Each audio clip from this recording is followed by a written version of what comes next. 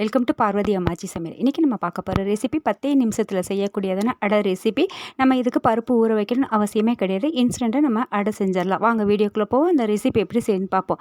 இதுக்கு சம்பா கோதுமை ரவை 1 கப் அளவு எடுத்துக்கோங்க. ஒரு மிக்ஸி ஜாரில் 1/2 கப் அளவு பொட்டுக்கடலை எடுத்துக்கோங்க.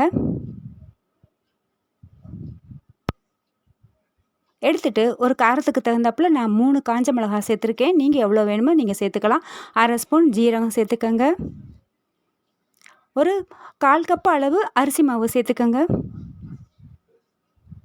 சேர்த்துட்டு ஒரு கொத்து கருவேப்பிலை இலைகள், 1/2 ஸ்பூன் அளவு உப்பு சேர்த்துக்கோங்க. சேர்த்துட்டு ஒரு 1/2 டம்ளர் அளவு தண்ணி சேர்த்து நல்லா ஃபைன் பேஸ்ட்டை அரைச்சிக்கோங்க. ஒரு 2 பிஞ்ச் அளவு பெருங்காயத்தூள் சேர்த்துக்கோங்க. சேர்த்துட்டு ஃபைன் பேஸ்ட்டை அரைச்சிக்கோங்க. இந்த அளவுக்கு நல்லா அரைப்பட்ட உடனே ஒரு பவுலில் சேர்த்துக்கோங்க. சேர்த்துட்டு இது கொஞ்சம் திக்காக இருக்குது, கொஞ்சமாக தண்ணி விட்டு நம்ம அடை ஊற்றுற அளவுக்கு நம்ம தண்ணி ஊற்றுக்கோங்க. கொஞ்சமாக ஊற்றிக்கோங்க. மிக்ஸி ஜாரை அலசிட்டு. இது ரொம்ப நல்லா இருக்கும்,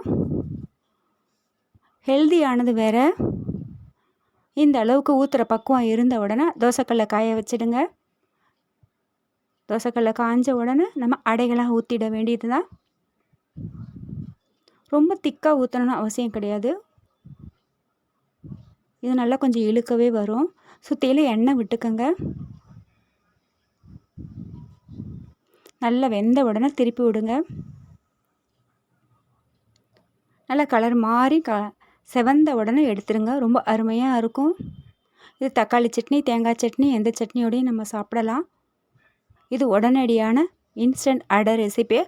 சம்பா கோதுமை ரவையில் செஞ்சதை அரிசியும் நம்ம சேர்க்கல. ஹெல்தியான ரெசிபி. கண்டிப்பாக வீட்டில் ட்ரை பண்ணி பாருங்கள்.